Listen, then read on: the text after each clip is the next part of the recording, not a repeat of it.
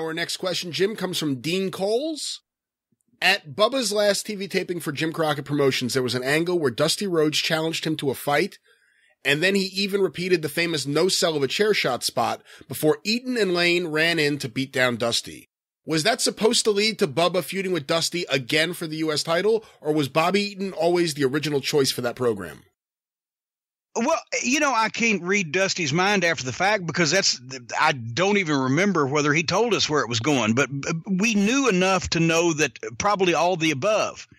Dusty wanted to work with Bobby because it's Bobby Eaton, and he hadn't had those matches, and he knew he could have great matches, and he'd look like $1 million. But at the same time, he didn't know that Bubba was going to give his notice until pretty much when he did.